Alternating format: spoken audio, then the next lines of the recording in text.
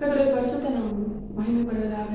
இதனாலும் இந்த காலைகளிலே கர்த்தர் நம்மை அவருக்கு பலப்படுத்தும்படியாய் நமக்கு தெரிகிற வார்த்தை சங்கீதம் அதனுடைய 89வது அதிகாரம் அதனுடைய 25வது வசனம். அவன் கையை சமுத்திரத்தின் மேலும் அவன் வலது கரத்தை ஆறுகள் மேலும் ஆளும்படி வைப்பேன். கர்த்தருடைய பரிசுத்த நாமம் மகிமைப்படுவதாக. இந்த வசனத்தை கொண்டுதான் தேவஜனங்களாகி நம்மை இன்று அவருக்கு பலப்படுத்துகிறார். தேவன் தம்முடைய தாசனாகிய தாவீதை குறித்துதான் இந்த வசனத்துல தேவபிள்ளைகளாகிய நமக்கு காண்பித்து தருகிறார். தேவன் தாவீதின் கரத்தை சமுத்திரத்தின் மேலும் ஆறுகள் மேலும் ஆளும்படி ஒரு அதிகாரத்தை அவன் கரத்திலே கொடுப்பேன் அப்படின்னு சொல்லி இந்த வசனத்துல ஆண்டவர் நமக்கு காண்பித்து தருகிறார். தேவபிள்ளைகளாகி நாம் விசேஷித்தவர்கள். அதனாலதான் தேவன் தம்முடைய தாசனாகிய தாவீதுக்கு சொன்ன வார்த்தையை நமக்கும் ஆம் என்றும் ஆமென் என்றும் கிறிஸ்து இயேசுவுக்குள்ளாக வாக்குத்தத்தமாய் தந்திருக்கிறார். தேவன் தம்முடைய தாசனாகிய தாவீதுக்கு கொடுத்த இந்த ஆசீர்வாதம், இந்த ஆளுகை சாதாரணமான ஒரு ஆசீர்வாதம் கிடையாது, சாதாரணமான ஒரு ஆளுகையும் கிடையாது. ஏன் தெரியுமா? இந்த ஆளுகை யாருக்குரியது தெரியுமா? இதே அதிகாரம் அதனுடைய 9வது வசனத்தை நீங்க வாசிச்சீங்கன்னா, தேவரின் சமுத்திரத்தின் பெருமையை ஆளுகிறவர், அதன் அலைகள் எழும்பும் போது அவைகளை அடங்க பண்ணுகிறீர். இந்த வசனம் தெளிவாய் சொல்கிறது, சமுத்திரத்தையும் அலைகளையும் அதன் சகல காரியங்களையும், சொல்ல போனா நாம் வியந்து பார்க்கிற இந்த உலகத்தில் உள்ள சகல காரியங்களையும் நம்முடைய தேவன் தான் ஆளுகை செய்கிறார். எந்த ஒரு மனுஷனாலும் இயற்கைக்கு முன்பாக எதிர்த்து நிற்க முடியாது. இயற்கை என்பது தேவனுடைய ஆளுகைக்குட்பட்டது. தேவனால் மட்டுமே அதை ஆளுகை செய்ய முடியும். இயற்கையின் வல்லமை தேவனின் வல்லமைக்கு கீழானது. தேவன் தான் அதை உருவாக்கினார். அப்படிப்பட்ட எந்த மனுஷனாலும் எதிர்க்க முடியாத அந்த சமுத்திரத்தின் அலைகளை, அதன் பெருமைகளை ஆளுகிறவர், அந்த ஆளுகையை தன்னுடைய கரத்திலே உடையவர், சர்வ வல்லமையுள்ள தேவனாகிய நம்முடைய ஆண்டவர் சொல்லுகிறார், அந்த ஆளுகையை நான் என்னுடைய தாசனாகிய தாவீதுக்கு கொடுக்கிறேன், அவன் கரத்திலே அந்த ஆளுகையை கொடுக்கிறேன் சொல்றார். இதை ஆவிக்குரிய அர்த்தமாய் தேவ பிள்ளைகளாகிய நமக்கு இந்த நாள்ல தேவன் காண்பித்து தருகிறது என்ன தெரியுமா?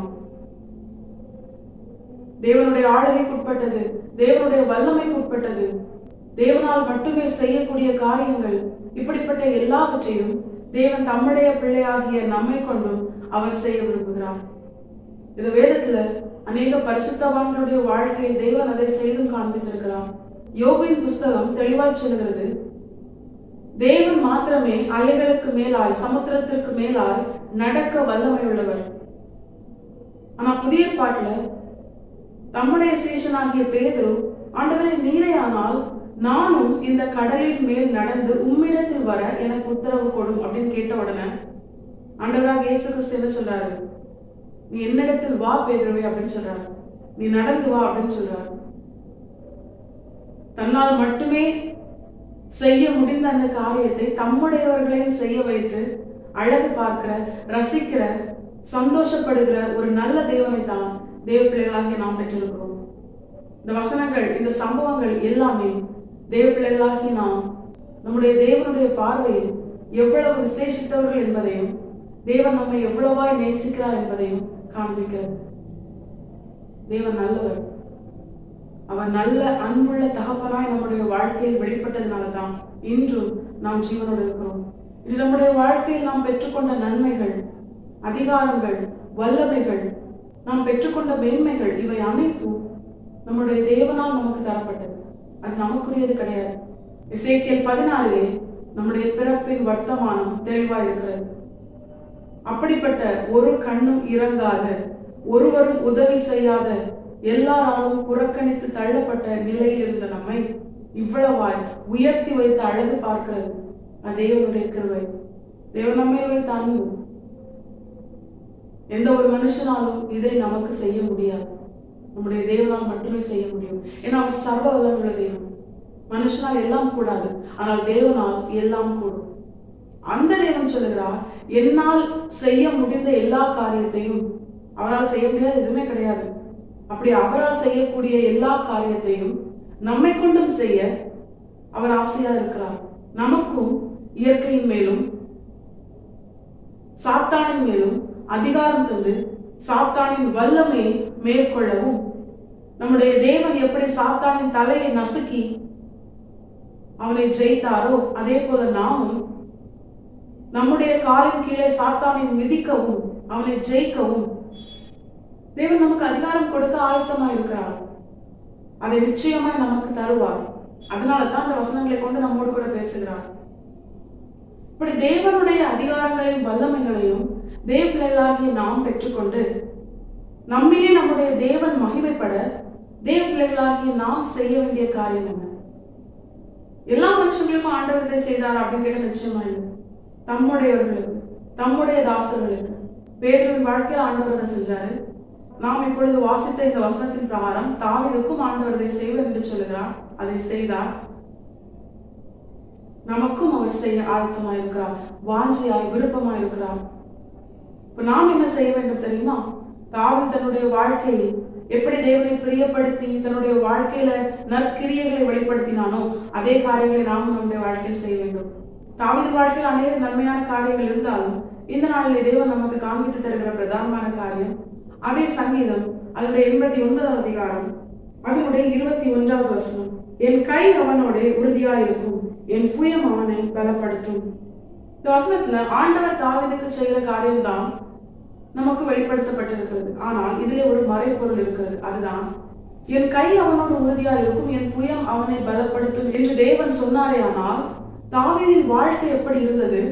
தேவனுடைய கரமும் தேவனுடைய புயமும் அவனோடு கூட இருக்கத்தக்கதாய் அவன் வாழ்க்கை பரிசுத்தமா இருந்தது. எல்லா மனுஷனோடு கூட தேவனுடைய கரம் இருக்குமான்னு கேட்டா நிச்சயமா இல்லை. எவன் ஒருவன் தன்னுடைய வாழ்க்கையில தேவனுக்கு பிரியமாய் தாவீதின் வாழ்க்கையை எடுத்துக்கொண்டோமே ஆனால் தேவனுடைய இருதயத்திற்கு ஏற்றவனாய் அவன் வாழ்ந்தான்.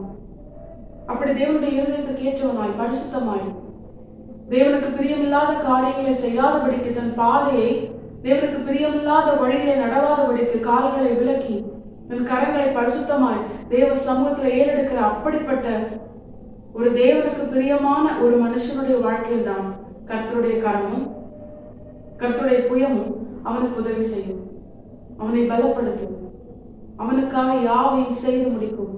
கர்த்தர் தாவீதுக்காக யாவையும் செய்து முடிக்க அதுதான் காரணம். அவன் தேவனுடைய இருதயத்திற்கு ஏற்றவனாயிருந்தான். நம்முடைய வாழ்க்கையிலும் தேவனுடைய கரம் நம்மோடு கூட இருந்து செயல்படத்தக்கதாய் நாம் தேவனுக்கு பிரியமான கிரியைகளை நடப்பிக்கிறோமா? தேவன் தமக்கு சித்தம் இல்லாத காரியங்களை செய்ய மாட்டார். இந்த பாத்திரம் என்னை விட்டு நீங்க கூடுமானால் நீங்கும்படி செய்யும் என்று சொல்லி பிதாவாகிய தேவனை நோக்கி ஆண்டவராகிய இயேசு கிறிஸ்து ஜெபித்தார். ஆனா அதே நேரம் தேவனுடைய சித்தமாய் அது இருந்ததுனால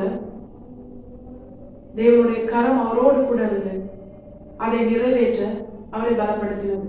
தேவனுடைய புயம் அவரோடு கூட இருந்து தேவனுக்கு சித்தமானவர்களை செய்து முடிக்க அவரை பலப்படுத்தினது. இதே போல நம்முடைய வாழ்க்கையிலும் தேவனுடைய சித்தம் மட்டுமே செய்கிறவர்களா இருக்கும். அப்பொழுதுதான் தேவனுடைய கரம் நம்மோடு கூட நம்மை பலப்படுத்தும்.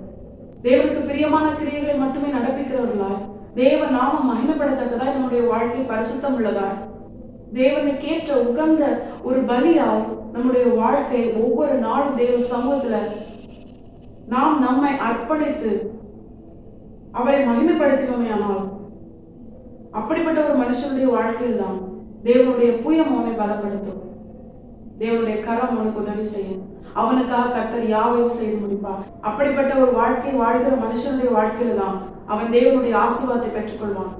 இப்பொழுது நாம் தியானித்த இந்த வசனங்களின் பிரகாரம் அவன் தேவனால் கொடுக்கப்படுகிற வல்லமை உள்ள மேலான அதிகாரங்களையும் நன்மைகளையும் எந்தெந்த காரியங்கள் தேவன் மட்டுமே செய்ய வல்லவராய் இருக்கிறாரோ அந்த காரியங்களை தேவன் பிரியமாய் அவனை ரசித்து அவனுடைய வாழ்க்கையிலும் அதை அவனை கொண்டு செய்யத்தக்கதாய் அவனிலே தேவ நாமம் மகிமைப்படத்தக்கதாய் தேவன் அவனை உயர்த்தி மேலான அதிகாரங்களை அவனுக்கு கொடுத்து, எப்படி யோசேப்பை உயர்த்தி தேவன் மகிமைப்பட்டாரோ, தாவீதை உயர்த்தி தேவன் மகிமைப்பட்டாரோ, கல்லாதவர்கள் என்று மற்றவர்களால் புறக்கணிக்கப்பட்ட சீஷர்களை பேதுருவை யோவானை தேவன் உயர்த்தி மகிமைப்பட்டாரோ அதே போல தேவ பிள்ளைகளாகி நம்மை உயர்த்தியும் நம்முடைய தேவன் மகிமைப்படுவார். நமக்கு அந்த மேலான அதிகாரங்களை தேவன் நமக்கு தருவார், நிச்சயமாய் தருவார். நம்முடைய தேவன் நம்மை கைவிடவே மாட்டார். அவர் நல்ல தகப்பன். தேவ பிள்ளைகளாகி நாம் இதை உணர்ந்தவர்களாய் நம்முடைய வாழ்க்கையில தேவனுடைய இதயத்திற்கு ஏற்றவர்களாய் வாழ தேவனுடைய கரம் தேவனுடைய புயமும் நம்மோடு கூட நமக்காக யாவையும் செய்து முடித்து நம்மை பலப்படுத்த நாங்கள் முழுமையாக கர்த்தரை பாதத்திலே அர்ப்பணிப்போம். மேலான அதிகாரத்தையும் வல்லமையும் ஆசீர்வாதத்தையும் நம்முடைய தேவன் நமக்கு தந்து நம்மிலே நம்முடைய தேவன் மகிமைப்படுவது அதை நினைச்சு கர்த்தர் இந்த வசனத்தை கேட்டு நம் அனைவரையும் ஆசீர்வதித்து வழிநடத்துவாராக. கர்த்தரை பரிசுத்த நாம் மட்டுமே மகிமைப்படுவதாக. மாரநாதா இயேசு வருகிறார். ஆயத்தமாகவும் கதை ஆயத்தப்படுத்துவோம். ஆமென்.